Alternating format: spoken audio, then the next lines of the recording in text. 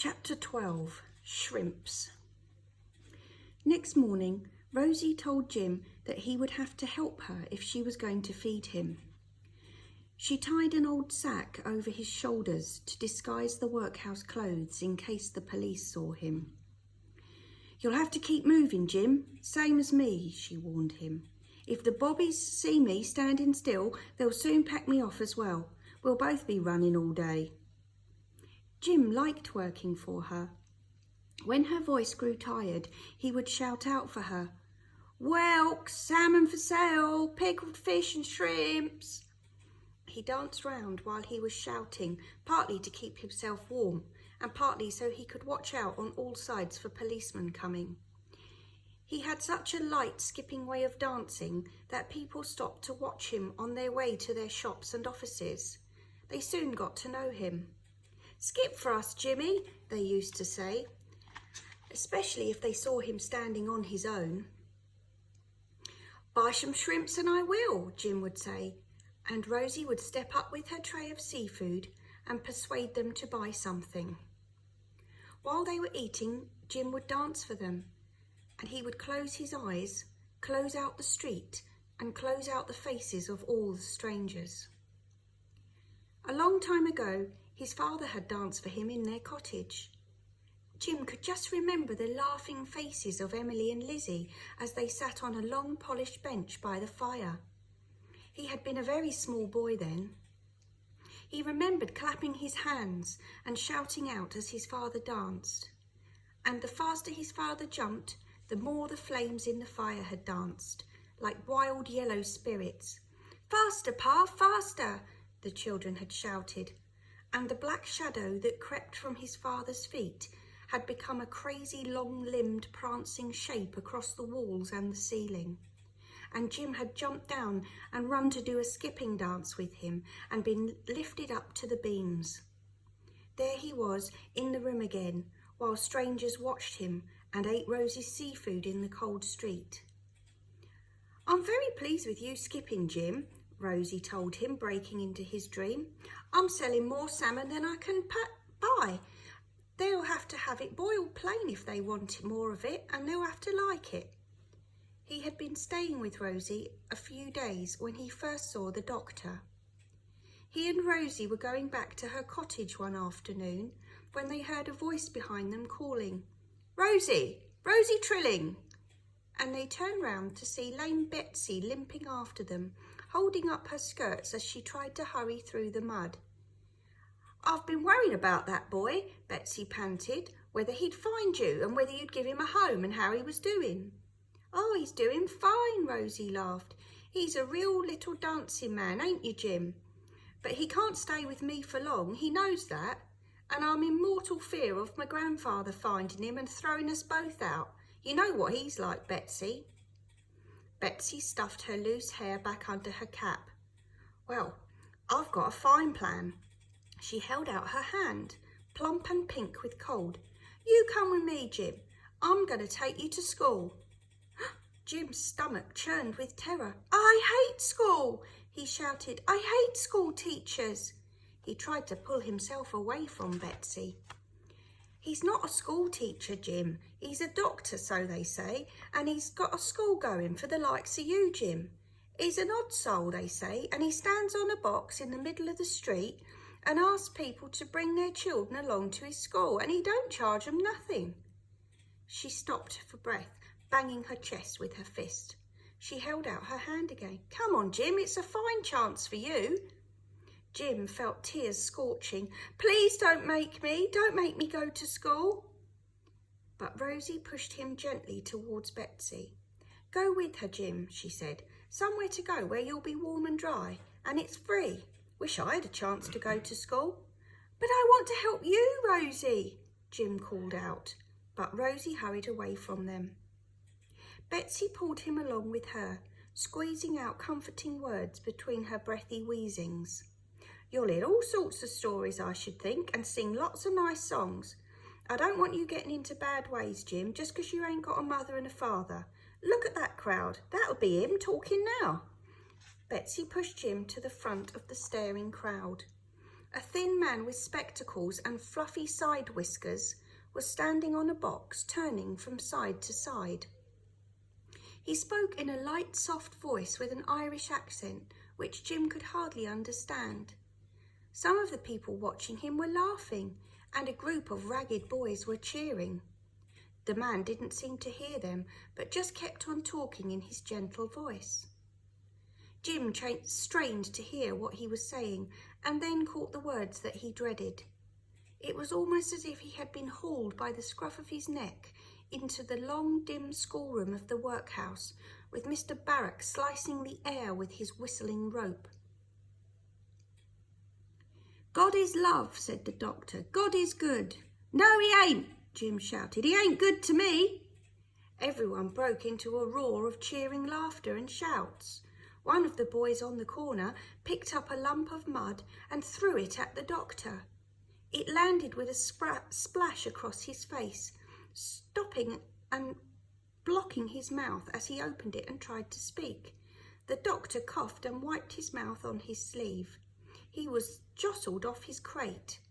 He pushed his way through the crowd, struggling to keep his hat on his head.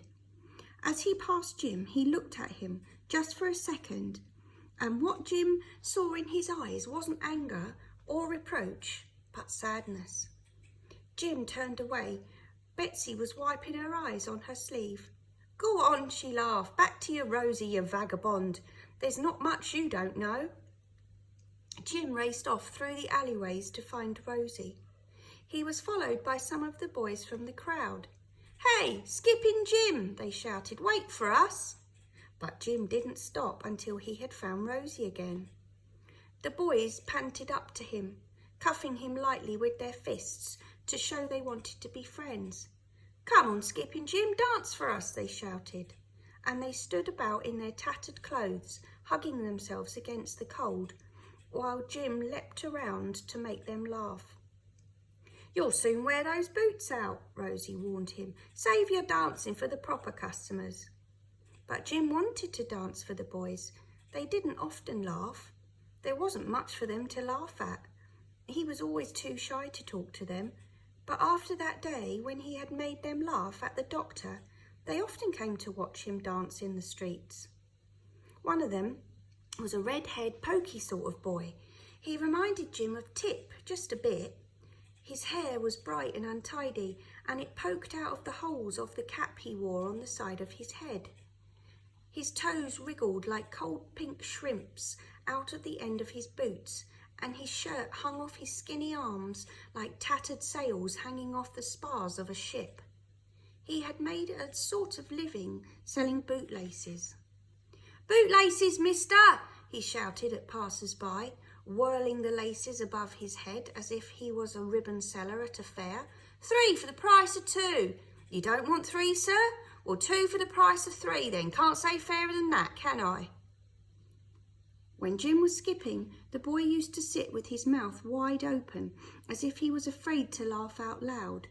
His eyes darted round, furtive, on the lookout all the time for likely customers, or for the police, or for something to help himself to.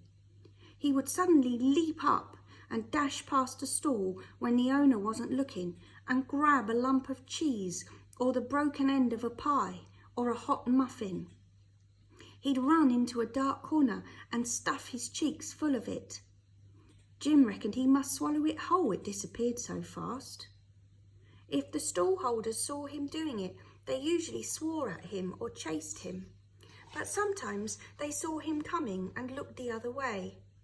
It never occurred to Jim, watching him, that one day he would be doing this too, and be thankful to steal enough crumbs in a day to keep himself alive. Jim liked the look of this boy.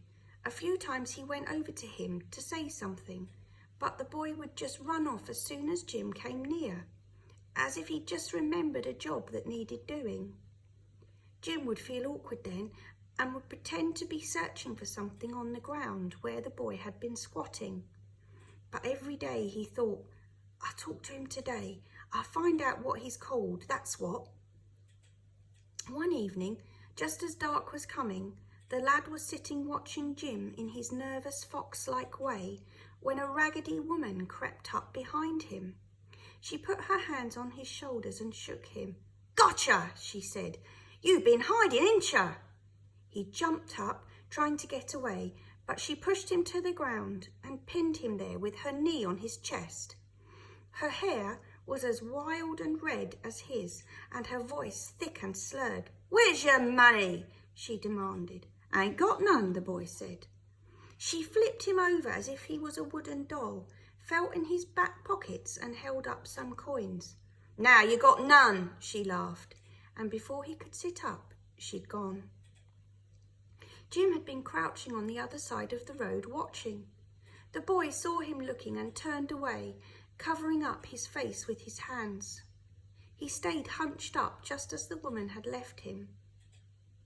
Jim stood up and clicked his fingers to make the boy look at him. Then he started to dance, just a few skipping steps.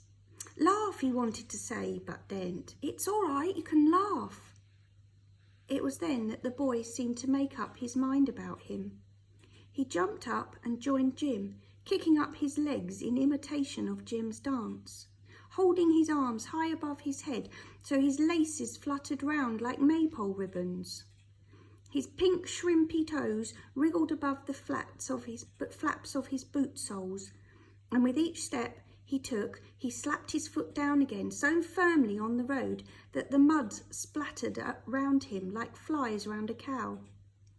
He danced with his eyes closed and his mouth wide open, in a kind of trance. And the more the watchers clapped, the wilder his dance became. Jim could hardly keep up with him for laughing, and even Rosie had to smile. She sold off most of her tray load to one family. "Here," she said, "shrimps or whatever your name is, and you, Skipping Jim, you can finish off these for me. I'm going back to get some more. I've never sold 2 whole trayfuls like that in one day, never. You should go on the shows, you two. You should join a travelling circus." The 2 boys sat side by side near a night watchman's fire, peeling the shrimps with their teeth and spitting off the shells. "I love shrimps, I do," said the boy, "but I never pinch none off of Rosie's stall, never." "You wouldn't dare," said Jim. "She'd pickle you if you did." "I daren't do anythink, I do," said the boy. "But Rosie, she's like me. She ain't got no more money than me, she ain't." "Are you really called Shrimps?" Jim asked him. The boy shrugged.